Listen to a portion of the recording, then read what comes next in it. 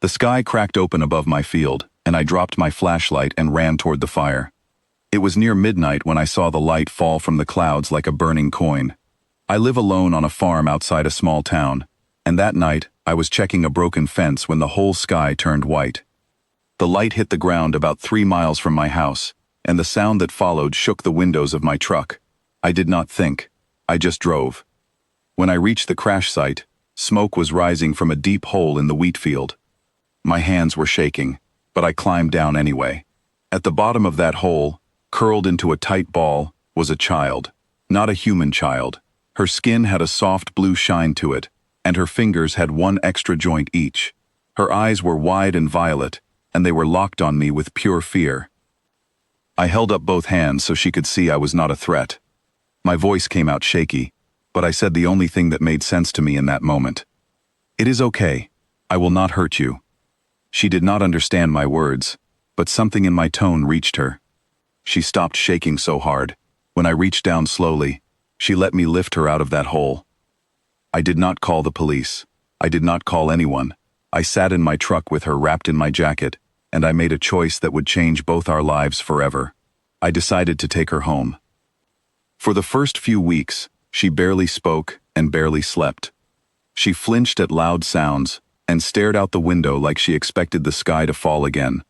I gave her a small room, a warm bed, and simple food. Slowly, day by day, the fear in her eyes began to fade. I named her Ellie, after the small bird that used to land on my porch every morning. She needed a name that felt gentle, something soft to hold on to, in a world that had just taken everything else from her. Ellie learned English faster than I thought possible. Within a few months, she was speaking in full sentences. Within a year, she was reading books meant for children twice her age. I told my neighbors she was my niece, staying with me while her parents sorted out some problems far away. Nobody asked too many questions. Out here, people mind their own business, and for that, I was grateful every single day. She grew close to me in ways I never expected. She called me Dad for the first time about 6 months after I found her, and I remember standing frozen in the kitchen, my throat tight, unable to speak. I never corrected her. From that day on, I was her father in every way that mattered. She loved simple things. She chased the barn cats across the yard. She hated peas but ate them anyway, because I told her they were good for her. She cried the first time she watched a movie where a dog got hurt. She was, in every way I could see, just a normal little girl trying to grow up in a strange new world.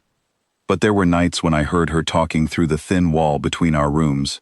She spoke in a language I did not understand, fast and careful, almost like she was practicing words she was afraid to forget. When I asked her once if she missed her home, she looked at me with those deep violet eyes and said, very quietly, that she did not have one of those anymore. Then she went back to her homework, and I did not push her to say more. I wish now that I had. 3 years passed like that. Quiet mornings on the farm, school lessons at the kitchen table, long summer evenings catching fireflies in the yard. I had almost let myself believe that our life together would stay exactly as it was, simple and safe and ours. Then came the day everything changed. It was a bright afternoon, and Ellie was sitting on the porch, shelling peas into a bowl. I was fixing a tractor engine nearby, when the sky above the farm split apart with a sound like tearing metal. Bright white light poured down over the yard, so strong I had to shield my eyes. My heart pounded as I looked up and saw something massive and dark descending toward my soybean field, moving without a single sound. I grabbed Ellie and pulled her close, ready to run, ready to fight if I had to. But when I looked at her face, I did not see fear of the unknown ship. I saw something far worse. I saw the look of someone who had been found after hiding for a very long time. The ship landed, crushing a wide circle of crops beneath it.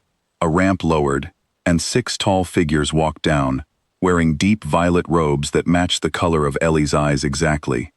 My whole body went cold. These were her people. What happened next stunned me completely. All 6 of them dropped to their knees in my yard. Not in front of me, in front of Ellie. The tallest one stepped forward, an older man with silver markings across his temples. He spoke slowly, clearly, in careful English, as if every word had been rehearsed on the long journey down. You are the one who found the last daughter. I did not answer right away. My mind was racing, trying to understand what those words meant. Last daughter. The phrase sat heavy in my chest, and none of the answers forming in my head felt good. Before I could speak, Ellie stepped in front of me. Small as she was, she placed her body between me and the 6 kneeling strangers, and when she spoke, her voice carried a strength I had never heard from her before. I told you not to come. I told you I was not going back. For the rest of that evening, sitting around my kitchen table, the whole truth came out, piece by piece. Ellie's home world had been destroyed. Not by war, but by something far more sudden, a disaster in their sun, that gave them almost no warning. She had been placed in an escape pod as an infant, passed through the hands of different guardians as their ships broke down one by one, fleeing danger that the old man refused to name clearly. The last surviving ship had released her pod above the first safe world it could find, one with breathable air and enough cover to hide from whatever was chasing them across the stars. She was 7 years old by her people's counting when her pod struck my field that night. And she was, as the old man explained with great care, the only surviving heir of a royal family that once led billions of her people. Royalty, my Ellie. The same girl who cried over a lost firefly and hated peas but ate them for me anyway. I looked across the table at her. She was staring down at her hands, quiet and still. I am not going with them, she said finally. I already have a home. The old man's face showed real pain at those words. He spoke gently, almost pleading. He told her that billions of her people were still out there, scattered and struggling, waiting for a reason to hope again. He told her that she was that reason. Ellie reached under the table and found my hand, gripping it tightly. She looked directly at the old man and spoke with a calm that surprised even me. He did not ask me what I was, she said. He asked me if I was hungry. Nobody in your fleet ever asked me that. The silence that followed felt endless. I honestly believed for a moment that they would take her anyway, that royal duty would outweigh a young girl's wishes. But the old man studied her for a long time, and something in his stern expression finally softened. When you are ready, we will be here, he said, not before. But you must understand, the crown does not wait for comfort. It only asks that you remain alive, protected, and known to us. They did not take her that night. Instead, they made an agreement. A small group would remain nearby, quietly protecting the farm, blending in as ordinary workers. Once every month, under the full moon, a single ship would land in the far field, and the old man would sit on my porch, drink tea he never touched, and tell Ellie what had happened among her people since his last visit.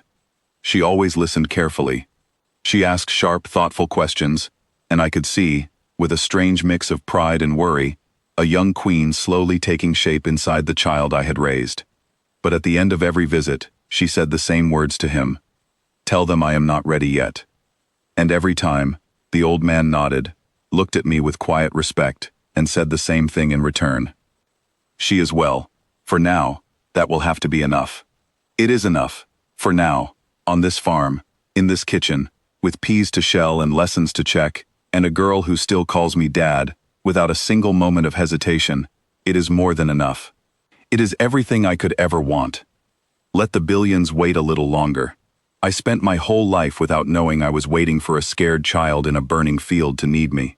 I can wait a while longer before I have to share her with the stars.